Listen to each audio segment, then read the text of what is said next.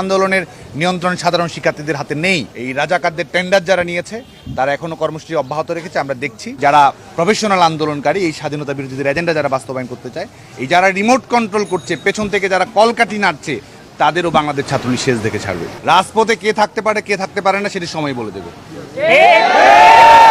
লাখো শহীদের রক্ত নিয়ে তামাশা করার পরিণতি কিন্তু আমরা দেখেছি, যে কারণে আজকেও বাংলাদেশ ছাত্রলীগের পূর্ব ঘোষিত কর্মসূচি ছিল, তাদের কোনো কর্মসূচি ছিল না। ছাত্রলীগের কর্মসূচি ঘোষিত হওয়ার পরে একই জায়গায় তারা কর্মসূচি দেখিয়েছে। ক্রমান্বয়ে যে বাড়াবাড়ি তারা করছে, আমাদের কাছে সুস্পষ্টভাবে ছাত্রলীগের পক্ষ থেকে আমরা বলছি তারা সীমা লঙ্ঘন করেছে, এবং সীমা লঙ্ঘনকারীদের কীভাবে রাজনৈতিকভাবে মোকাবেলা করতে হয় ছাত্রলীগের সেই শিক্ষা জানা রয়েছে। আমরা যতটুকু সম্ভব বাংলাদেশ ছাত্রলীগ এই যখন থেকে এই ইস্যু কেন্দ্রিক আন্দোলনটি শুরু হয়েছে, প্রত্যেকটি মুহূর্তেই বাংলাদেশ ছাত্রলীগ দায়িত্বশীলতার পরিচয় দিয়েছে। এই বাংলাদেশে এই শাহবাগের দিনের পর দিন অবরোধ হয়েছে, ক্যাম্পাসে নৈরাজ্য তৈরি করা হয়েছে, হলগুলোতে অস্থিতিশীল পরিবেশ তৈরির চেষ্টা করা হয়েছে। ছাত্রলীগ কিন্তু প্রত্যেকটি ক্ষেত্রেই দায়িত্বশীল, রেসপন্সিবল, এবং কোনো ধরনের অনাকাঙ্ক্ষিত ঘটনার জন্য না ঘটে প্রত্যেকটি ক্ষেত্রে কিন্তু ছাত্রলীগ দায়িত্বশীলতার পরিচয় দিয়েছে। সর্বোচ্চ বিনয়ী ভূমিকা, সর্বোচ্চ দায়িত্বশীল ভূমিকা বাংলাদেশ ছাত্রলীগ প্রদর্শন করেছে। কিন্তু আমরা মনে করি যে তারা আমাদের বিনয়কে যদি দুর্বলতা মনে করে থাকে, তাহলে তারা বোকার স্বর্গে বসবাস করছে।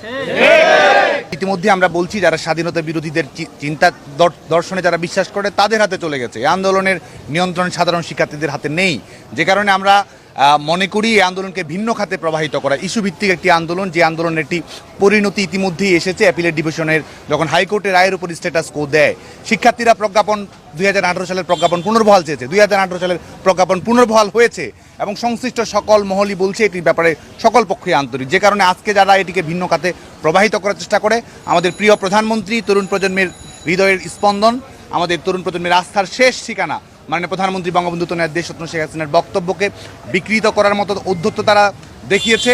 আমাদের এই মুক্তিযুদ্ধের চেতনার বাংলাদেশে তারা রাজাকারদের পক্ষে সাফাই গাওয়ার মতো উদ্ধত্ত দেখিয়েছে, যে কারণে বাংলাদেশের ছাত্র সমাজ আজকে কিন্তু ক্ষুব্ধ রয়েছে।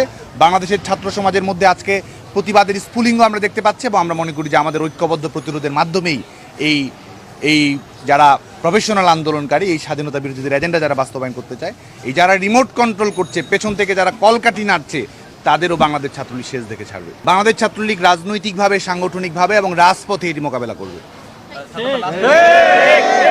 এটি কি কোনো, এটা আপনারাই বিচার করুন, আমাদের গণমাধ্যমের বন্ধু যারা রয়েছেন। আজকে বাংলাদেশ ছাত্রলীগ গতকালকে আপনারা জানেন যে রাতে মিছিলের পরে কর্মসূচি ঘোষণা করেছে, তার কিছুক্ষণ পরে তারা কর্মসূচি ঘোষণা করেছে, গণমাধ্যমকে জানিয়েছে। 12টার দিয়ে কর্মসূচি ছিল, তারা 2টার পরে শুরু করেছে। রাজপথে কে থাকতে পারে কে থাকতে পারে না সেটি সময় বলে দেবে।